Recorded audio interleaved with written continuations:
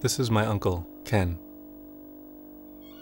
In this video, which was made nearly 10 years ago, he recalls a traumatic and influential event he experienced. At the time this video was taken, the event was fresh. As I look at it now, I can clearly see the difference between the man I've known my entire life and the man he temporarily became during that period of time. This film is a necessarily incomplete view of what happened to him and to others as well. The story Ken tells is of a camping trip in Courtright, California, a remote mountain location 8,500 feet up in the Sierras. With him were two friends, Adolph and Kenneth. Today, only Ken and Adolph are still around to recall the events of that trip. Here, they put their credibility to the test. Me first. Ken, Larry. Larry. Have a seat, please. All right, I'm gonna put a couple tubes around you. One's gonna go around your stomach area, one's gonna go around your upper chest. Okay. Put your arms up, please.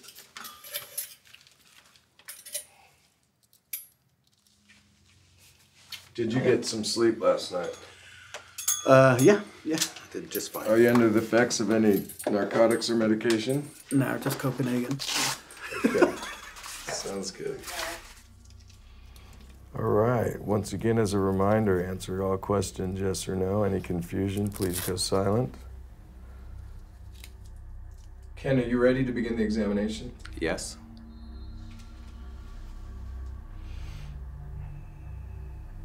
Is today Saturday? Yes. Are there any lights on in this room? Yes. Is your first name really Adolph? Yes.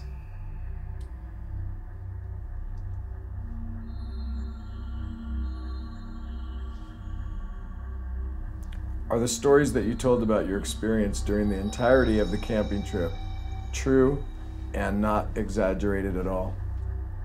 Yes. Are the stories that you told about your experience during the entirety of the camping trip true and not exaggerated?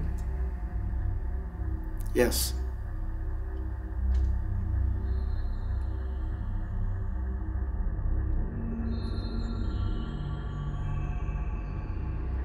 At first, you don't want to accept it as something may be happening.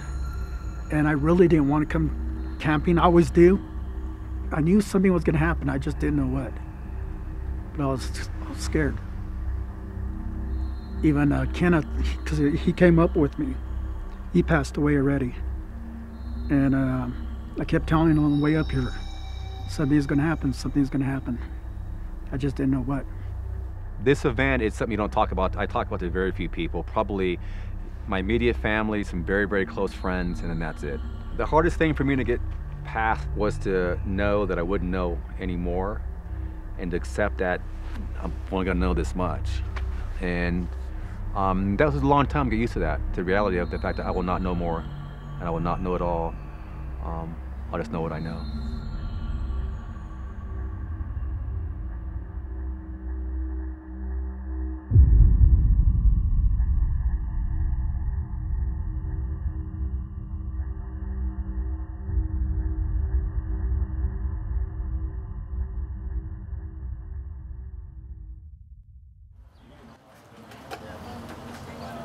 Ken and Adolph have been best friends since high school.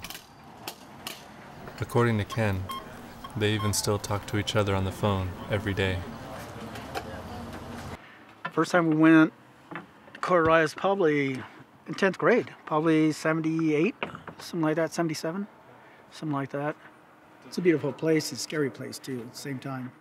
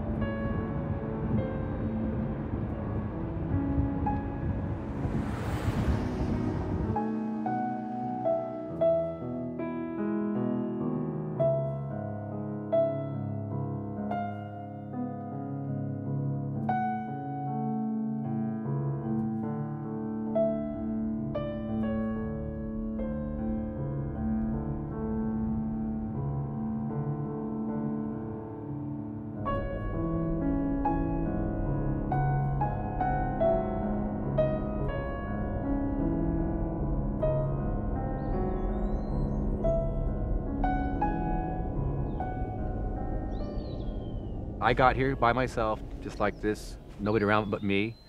Get here first, I got my spot, and I went ahead and set up my tent, and got my gear out, and got my cot set up, and my bag set up, and the usual routine. Firewood kind of ready to go, and all that kind of stuff. I put my tent up in my cot, and I was in and I kept thinking there's someone's just gonna be like right outside of my tent, like right to my left or right to my right. Never was, but I knew that someone's here, and I was very uneasy. So I had to sit out here where I felt a little bit more safer, a little more open, exposed, at least with the road right there. So I did that for a few hours.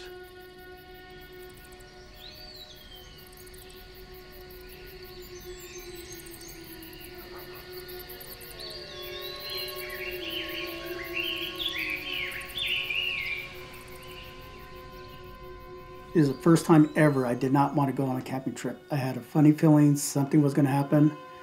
I just didn't know what. I really, really didn't want to go whatsoever. But I called up Kenneth so he could drive with me up there. And I know he likes camping, he likes getting away. Drove up there, and then we see Ken standing out there. He looked all nervous, kind of. We drove up, I turned down the AC/DC. And he goes, where the hell were you guys? You know, what took you guys so long? I remember saying, God, it's about time you guys got here. I mean, holy crap, I was hearing all kinds of noises and I was just going off about it, but you know, what are you gonna say? I remember telling AD, like, man, I was freaking paranoid. I kept thinking somebody was here, and I kind of started the little bits and pieces of what I was experiencing and just laughing it off, you know. Doing this for decades, and I've never had such a strong desire and sense of joy to go to bed. I couldn't wait to go to sleep. It's like a kid before Christmas.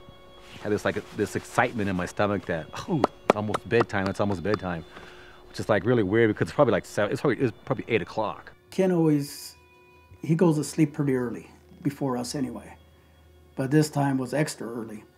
So me and Kenneth stayed up a little longer, went out on the road, looking at the range, looking to the east of the campsite. And then we started noticing a light beyond that, which is probably a good 25 miles as the crow flies. And it started getting closer. So I jammed back to the car, the 4Runner, grabbed a flashlight, went back over there, and it was still coming closer little by little. And we're going, man, I go, that's not no helicopter. I go, there's no sound whatsoever, just a bright light. So I grabbed my flashlight, started flashing at it, you know, just playing around with it. All of a sudden it flashes back. I was like, let's go back to the campsite. As we're walking back, all of a sudden it makes a left. It goes around this big dome at the end of the road. Went around it. And all of a sudden it just took off. We lost sight of it because of the trees and stuff. And they went to bed, and the fire's here, and you know, my buddy Kenneth is right next to me right here, and AD's over here in his 4Runner sleeping. Then all of a sudden I get this, once again, that extreme feeling of dread, of fear. Something's not right, someone's here. And it kind of starts, and it grows. It gets bigger and bigger. Next thing you know, you're just out of your mind with fear.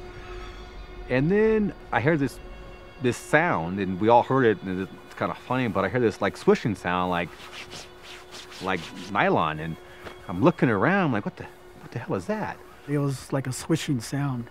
It's exactly like pants rubbing or something. That wasn't right. But the very, very first feelings I had were of fear, dread, fear, extreme paranoia. Someone's gonna get me, someone is here, someone's outside my tent right now, or something, and it's pitch black. I can't see, but they're just arm's length away from me. You could hear them walking around, but yet you couldn't see them, but you knew they were there. You could follow the sounds, but you couldn't see them. One of the first things I heard was someone walking outside of my tent. I'm like, who the hell is that? I thought it was Kenneth getting out of his tent. But I never heard him get out, but I heard somebody like going, you know, right here, you know, walking. I'm like, what the hell? And I couldn't see him. And then I remember I yelled, Kenneth, is that you? What the hell are you doing out there? It's freezing, get in your tent. He goes, what? Like, what are you doing out there? What are you doing outside? Go inside your tent. He goes, I'm in my tent. I woke up later on with flashes of light coming in through the back window. So I sat up once again, I was looking at the slide, it was behind Ken and Kenneth's tent. I'm laying in there, and all of a sudden I look in the corner of my tent, and I'll never forget this. I see these lights. I'm like, what the hell? I could see that it was getting closer. So I started looking at the shadows through the tent, and I could see each one of them sitting in there. And then I could see the shadows behind them. First it was big, and as they're getting closer, the shadows started getting smaller because they're getting closer to the tent. Then I realized it was something. Next thing I knew, I fell asleep. So you saw human-type figures walking towards The tents, yeah. Throughout the night, he would be up, totally freaking full of fear and dread. Then all of a sudden, he'd fall back asleep, and he'd wake up. I did it all night. I woke up again later on during the night. I heard a zipper opened up. It was Kenneth. He walked up to the fire, and he threw a log in there. Then he stopped and looked, and when I was sitting there, I looked to the right, see what he's seen. He goes, that's what you do. You hide in the shadows. So he started walking. I followed him to about that tree. Next thing I know, I fell asleep. I questioned Kenneth later on about it, and he said he seen something hide behind the trees, and he wanted to go see what it was, and next thing he know, he woke up in the tent later on. He doesn't know what he's seen or what. Eventually, the fear went away, sun came up, and they had left. As soon as the sun came up, I was like, good. I want to hug the sun. Thank God, sun. I have never been so happy in my life to see the freaking sun. I opened up my door and both looked at each other like, what the hell happened last night? What the hell was that? I mean, we all like, did you? I mean. I asked him if at that point anyone thought about going home. Never entered our mind, which was amazing because it was the worst night of my life. But once it leaves you, where were we? Oh, we're going to go fishing, yeah. Never. Despite being such a terrifying experience, Adolph, Ken, and Kenneth decided to spend another night.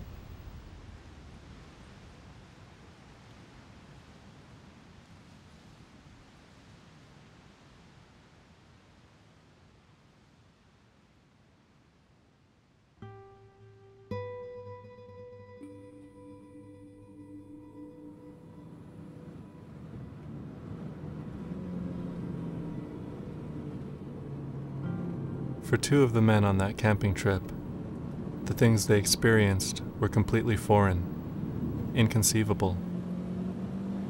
For one of the men, they were just another bead on a string of events that began in his childhood. Here, he tells a story of the second grade. I had a teacher named Miss Brumfield. And we were going to do a play in the cafeteria. Everybody had to make their own puppets, right? So I made mine. Ended up, it was an alien's face. She goes, where did you get this idea from? I go, I don't know, it's just a monster. She goes, do you know what that looks like? I go, no. She goes, that looks like an alien. She goes, have you seen one? I go, I don't know.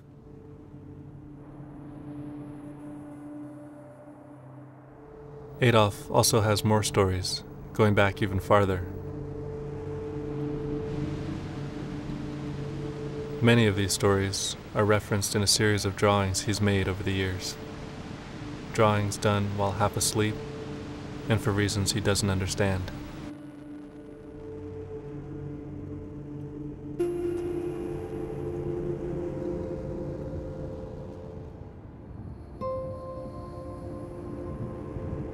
A lot of times at night, I'll get up and I'll have a notebook next to my bed. If any kind of memory comes with me or anything like that, where my subconscious mind will come out, as soon as I get up, I'll write it down real quick. And then when I wake up in the morning, I'll read it like, that didn't make sense. But it does after a while. Yeah. You know? A while, like later on in the day? Yeah, during the day. Some of them, you know, it could be a year later. That something will happen, it'll trigger it.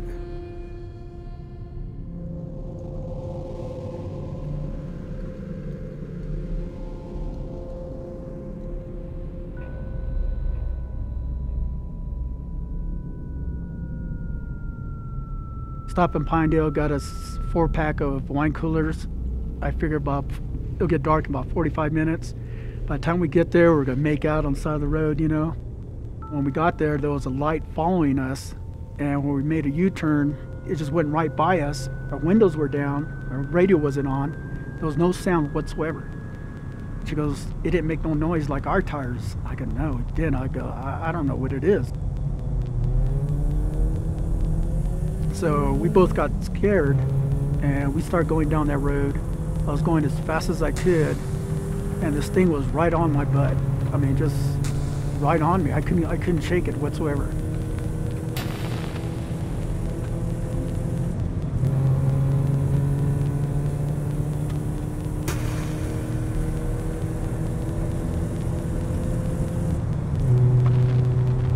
They kept driving, faster and faster, until everything around them became blurry and indistinct.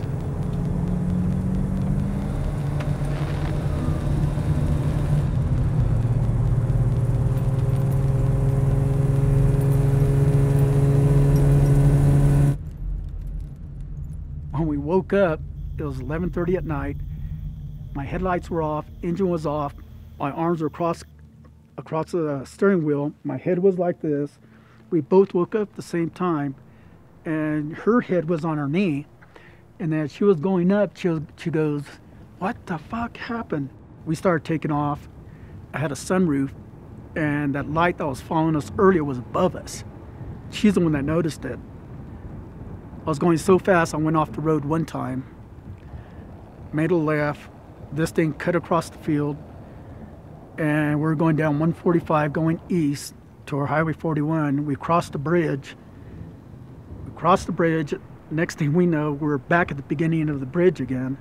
And I looked at her, she looked at me, she goes, didn't we just, and then we're passing the bridge because I was going fast. We're back at the beginning of the bridge again, and then she finished her sentence. Then we just passed this bridge. So I pressed the gas pedal harder, and it seemed like everything was going slow motion, but yet my speed monitor was going, you know, fast. And it seemed like we drove through a jello type substance. As soon as we broke that, there was a thing, a little human type thing, and I hit it with my right bumper. Broke my headlight, broke my signal light, yellow light, and I slammed on my brakes, backed up, and you could see this thing wobbling across the field to a light probably about 150 yards away. And we stopped and looked at it.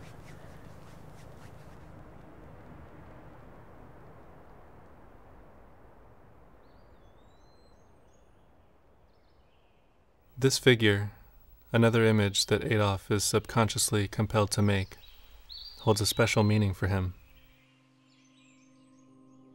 It represents the being that he hit with his truck that night, and its spirit or life force dissolving into the air above.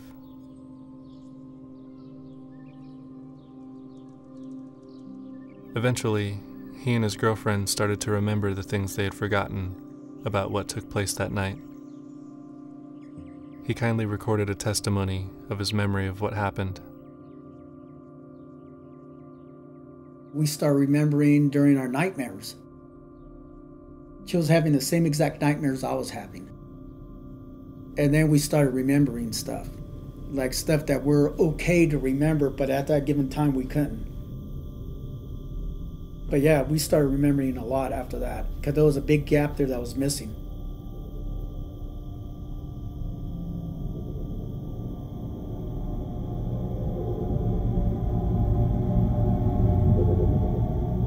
They pulled us out of our vehicles. They pulled her out first. She was holding her door, I was holding mine, and we were holding each other's arm. Even though the doors were locked, they still unlocked it, and she kept trying to, keep it locked, but it kept flickering back. They finally pulled her out. She let go of my arm. So I let go of the door, they opened it up, and they pulled me out. When they pulled me out, there was a bigger alien, a taller one, that looked sort of like the guy with the hair. He's the one that was doing all the talking. And I could see it was coming from him, even though his mouth wasn't moving. It was from him.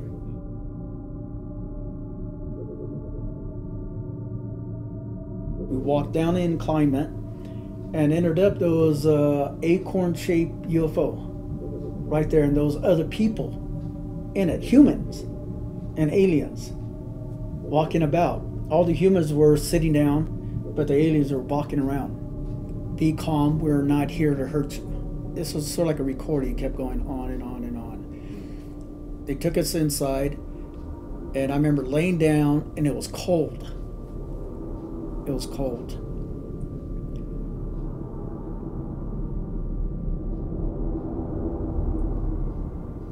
She was 3 months pregnant when we went to Hensley. She went to the doctor after that. Doctor told her that there was evidence that she had an abortion. She didn't have no abortion. So whatever happened at Hensley, they took it.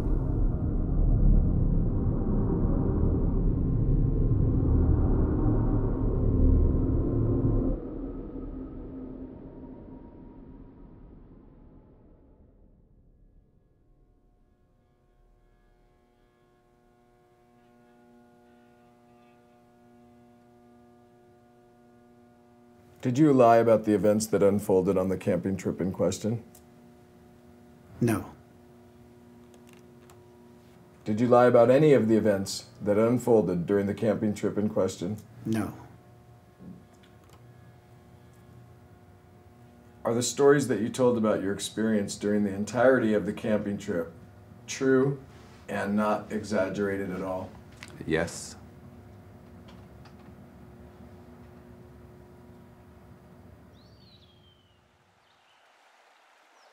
We went fishing and hiking and, you know, doing our normal exploring and hanging out. Froze our butt off. Didn't catch nothing. First time ever. And it was windy and cold. So we got out of there, went back to the campsite, drank a few beers. But we didn't talk about what happened the night before or anything like that. It was just like normal. It was too normal. We had got back usually before dark, and we started cooking and taking care of that stuff. And that particular day, the 12th, I was probably in my tent by 7:30. Adolph and Kenneth stayed out for a little while, but they didn't stay up much more than an hour or so after I went to bed, I think, too. I was in bed in my cot, and I remember getting that feeling again, the feeling of fear, dread, just miserable again, like, oh man, not again, there's no way. And I remember I jumped up from my cot and I looked to the left, to my left, across the fire towards where Adolph and my vehicle was. And I had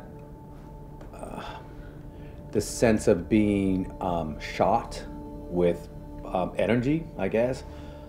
I remember these two like bolts going, like they were being, you know, like they were shot, like two tasers on a wire, I would kind of describe it. But they were coming like, and they were shot at me. I remember going like, pooh, like I got hit, like, oh, I felt that, whatever it was. But I was hanging on to the side of my cot like this, and I remember just getting pulled, and I remember this feeling of like gravity, and the next thing I know, I'm lying on a metal table, I would probably say, and I'm in the fetal position, and I'm no clothes on, I'm totally naked. And I remember I'm crying, I'm telling them I don't want to be here, I don't want to be here, let me go, I don't want to be here, I don't want to be here. And then one of them had told me, no, it's going to be okay. I woke up later on during the night, and I heard my door open on the passenger side, back door. And I sat up, I go like, who in the hell, you know, who's opening my door? I seen the door open up, and I'm sitting there looking at it like I'm expecting Ken or Kenneth, you know, to sneak up saying, you know, maybe they seen something or heard something. Next thing I know, I fell back asleep. I don't know what happened. The next thing I remember, 5 hours later, I sat up again in my cot. And I realized I had just woken up again. Like I said, I remember the very, very beginning and the very, very end. I remember there's the front of the bus and then the back of the bus, so I know it was a bus. And I woke up and I'm staring at my tent wall where the door is, the zipper. And I'm looking at it and I'm staring at it. And I'm going, oh, those bastards, they just dropped me back off. I know they did, and he's right there. He's right there. I can't move and I can't touch him. I'll just go like this, and I'm only this far from the wall of the tent. And I was pissed. So the next morning we woke up, and everybody, woke up at the same time. Ken started packing. Most time he's real clean, pack everything in boxes, all nice prepared and everything, a whole lot better than I do. But this time he just threw everything in the back of the truck, tarp over it, he was gone. I looked at him and said, man, I'm freaking out of here, man. I'm going. This is Sunday after 2 nights of this. Let's screw this, I'm going. And I just threw my crap basically in the back of my truck and boom, boom, boom. I just bailed, man. I went. I was really jacked up at first. It's funny because I was really jacked up, and then I started getting happier and happier and more euphoric as I came back to the house. Really excited about what happened.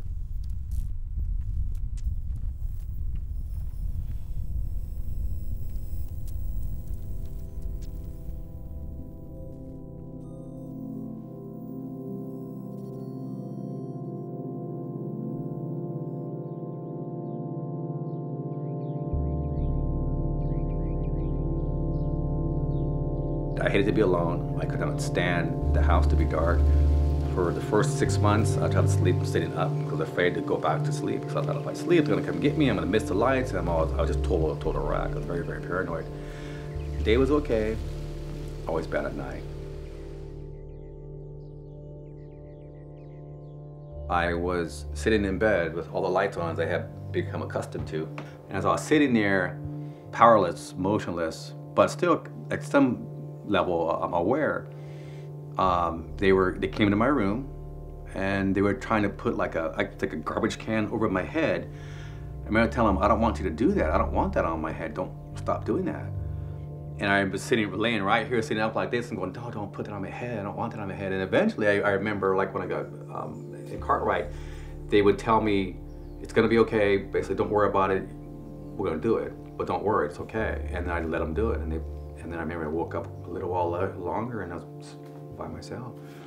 But it was like they were putting something on my head, like right here. Very scary, like some kind of head, kind of like a can or something. Within a matter of weeks, after coming back, I saw the same lights I saw in the tent.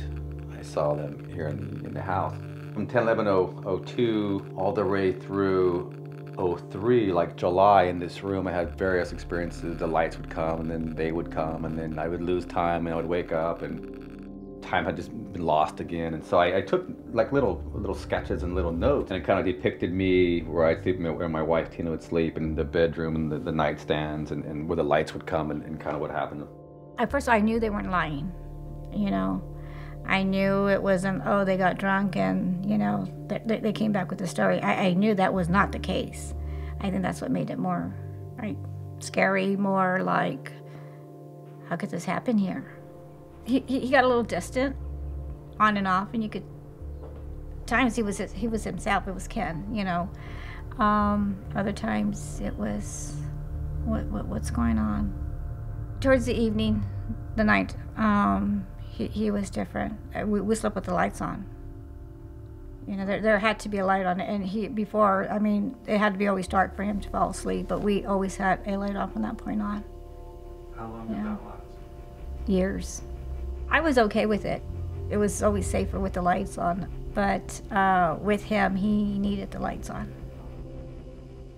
The first experience I had, I was lying here on my side of the bed, if you will, and the same exact, what really freaked me out was I knew that color of the lights I saw in the tent at Cartwright, and I knew the pattern, and I knew the feeling. I didn't know they'd ever come back again after the event. I thought it was a one-time shot, As I'm laying in bed, I get this feeling again, and I don't know where it comes from. I think, well, it's just from the trip. And I look up to my left, and in the corner of this wall right here, I see that same light pattern and the exact same swirl, same exact color, and I'm looking at it, I'm thinking, oh my God, that's the exact same light I saw in Cartwright. And I want to tell my wife, Tina, there's those lights I told you about. And that thought came to my mind, but then a voice, or I was instructed in my mind, don't tell Tina, it will scare her. So I sat there and I looked at him, and she's right next to me, but I couldn't tell her. What was really strange is I followed those instructions. I didn't say, screw you, brain, I'm gonna tell, because they're right there, but I didn't. It's very odd. You lose power, you lose control, you lose the ability to make decisions. And so I didn't tell her. You begin to always try to rationalize it, to explain it away, because we're not used to these things. It's so not what part of who we are as human beings. Unbelievable. So I put it into little boxes and have it make sense, but you're still, you know what you know and what you know. In 2008, before I moved out for my job, the first time I told Tina about the lights, I was basically told it was okay. I would lay here again, I started seeing the lights, same pattern, same thing, basically the same direction. And this time, I told her, well, T, there's the lights I've been telling you about. And she looked, and she just freaked, because there they were, dancing on the wall right there. I wanted to know more. It was a weird feeling. I was really intrigued with it. I mean, we got up and we were trying to figure out where this light was, where the being was coming from. Couldn't figure it out. We stayed there till it left. One time when we saw them, we were lying here, we were laying in bed. I saw them, T saw them, we stared at them for a while, then he kind of like dozed off. And I remember laying there and she was on my arm like this, and they had put me out, put me under, whatever that is. And she screamed, and I know I wasn't asleep, I know I wasn't dreaming it. I was looking straight up, and I remember I seen Ken looking down at me. And I thought, how could he be looking down at me when he's holding me right next to me? And soon as my mind figured it out, like, well, he's holding me. If he's holding me, who's looking at me? But that's Ken looking at me, so who's holding me? See what I'm saying? I was terrified. I screamed, could not stop screaming. And I was screaming, I know it's not you, I know it's not you, I know it's not you. Ken couldn't stop me from screaming. Ken talks about how he and Tina began to see the lights more frequently, and it seems they became somewhat enamored with the experience. They concluded that the lights may have been coming from what he describes as a glowing box of light from above the bathroom sink. Would control those lights over there. This was like the portal or the box or the hole, whatever they came through, and they would use this, and then the lights over there would kind of like shine. The box may have been here all the time, but may have been over here, over there, we never saw it, but now we saw it right here in the room, and man, you see that box, that was scary as hell, because it's a glowing box. I mean, it's like right there, and you're looking like, oh my God, look at that box, and it was just glowing and moving and kind of moving and glowing. He goes on to describe the first time he got the nerve to try touching the lights.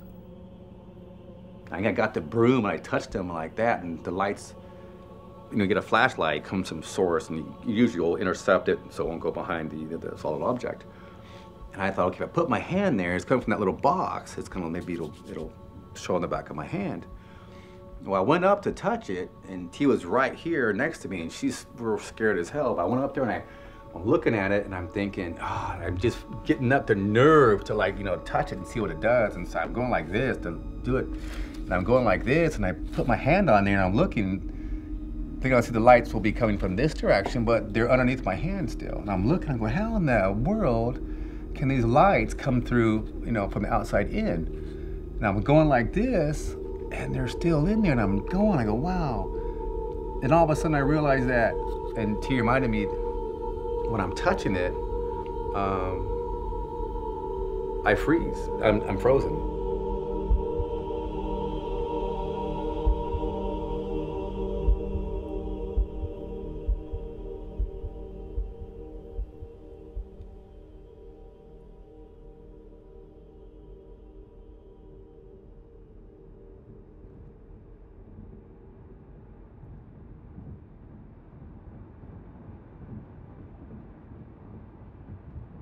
Adolph calls me. So when he gets down to Academy and says, "Are you home?" I go, "Yeah, I'm home. I'm packing my stuff," talking to everybody. He goes, "Don't move. I got to show you something." He goes, "Don't, just stay right there." I go, "What?" He goes, "Just stay right there." So me and Kenneth stayed here a little bit longer. Started packing everything in the vehicle. And I was going to check the fluids on the vehicle, the oil, water, and everything before I left. But when I went to the front of the hood, I was going to open it up. I noticed there was a handprint right in front of the driver's side window. He comes in, pull up in the driveway right here, and T is here, and Christo and Anthony are kind of walking around, doing stuff, we're talking. He goes, "Check this out," and he shows me the hood. And I'm looking at it, it's a handprint. What the hell? What kind of hand is that? It was bigger than mine, and the thumb came out from about right here, and it looped around. And it was different. It wasn't human type, but it wasn't human. I'm checking it out, and I'm going like, "Whoa, look at that!" And I'm looking at it, I'm going, "That's an alien hand. That's the alien handprint. That's their hand, because it has a little disc for finger, for fingertips, little brown pads, curly. It's bent. It's weird. It's not ours." I saw where I guess Adolph had Kenneth put his hand, because he thought Kenneth had made the hand to screw with us, and there's no way we can't make that hand. He couldn't even if he tried. And that residue stayed on my vehicle for quite a while. Took me 3 times with the buffer to get that out of there because I was still having nightmares. I want that hand out of my hood. You could place your index finger, rub it across it, and you could feel it, that there was some type of texture on there. And you couldn't disturb it whatsoever when you place your finger across it. About 2 weeks later, he calls me and said, "The hand's back." And I'm like, "What?" But this is on a different spot in the hood. And the first time, I didn't see I saw the little hand. That's what I took pictures of. That's all I had pictures of was that little hand. The second hand, which I call the blue hand or the big hand, with the rod on it, he found later. And so now we have 2 different hands.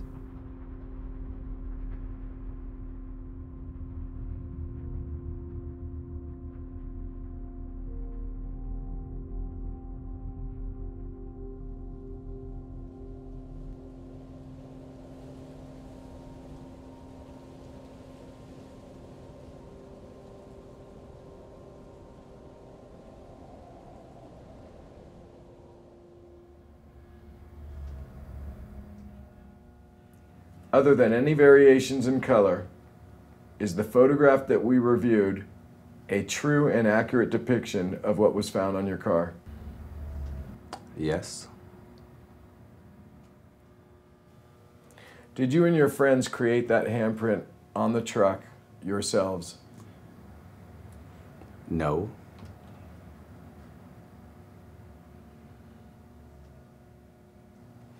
Did you create the impression left on the vehicle that we reviewed in the photograph? No. When Adolph showed us the handprint on the hood, I didn't want to believe it, but I could see it. You looked at it and it was like, that's not a normal handprint. I was here when Adolph brought the truck back and said, "Look at this handprint." And I was like, "What the heck is that?" And I went and got my camera, and I think I put a pencil down or a quarter or something so we can get the scale, and I took several pictures of it. And I was here when he came back and said, "It's back," after he washed the truck. I didn't feel like he was trying to fool us. I didn't feel like he was deluded. He was pretty matter of fact. So I don't know how to explain it.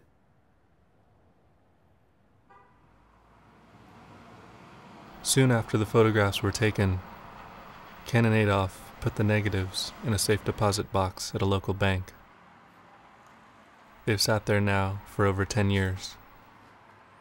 When Adolph and I first saw the hand for probably over a year and a half, we would call each other on the phone, get out the magnifying glasses and examine the pictures to detail, for hours and hours. And every time I think he had it down, he'd find something unique. They've gone to lengths to make sure these negatives have been protected, yet have said nothing about the event in Courtright until now. When I press them about it, I understand that they think whoever is visiting us may be attempting to reveal their identity gradually, piece by piece. These photos, then, could be Ken and Adolph's small contribution to the larger truth.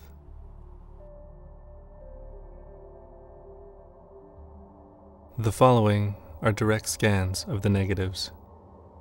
We're showing the true image, as well as versions in which color and contrast only have been modified to allow different facets of the image to become apparent.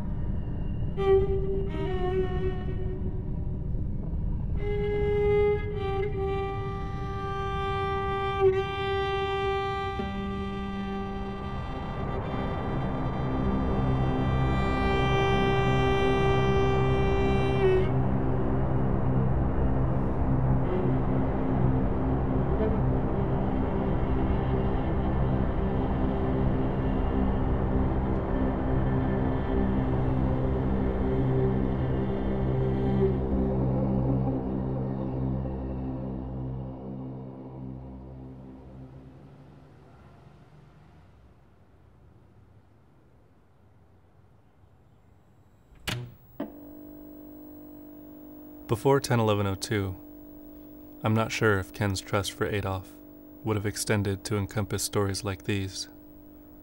They were best friends, but there are limits to one's willingness to accept without first experiencing for oneself. Reflecting on the years it took us to make this film, it seems the event in Courtright solidified and strengthened the bond between them. Where there once may have been uncertainty, is now complete understanding and empathy.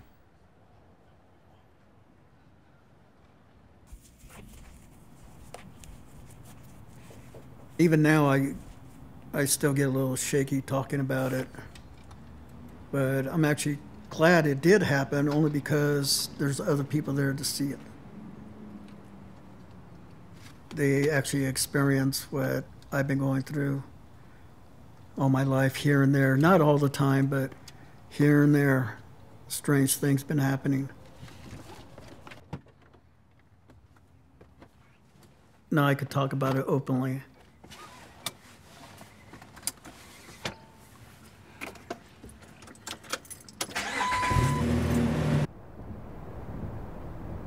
Ken and Adolph passed their polygraph exams. It didn't come as a surprise, since it was their idea in the first place.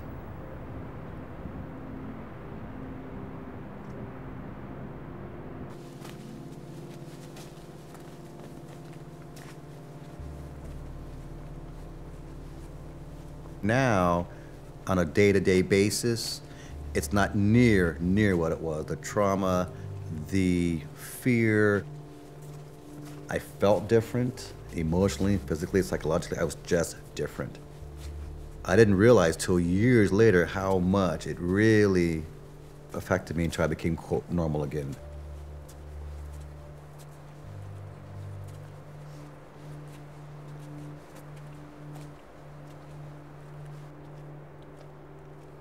They do come back here and there, but you just don't pay attention to it.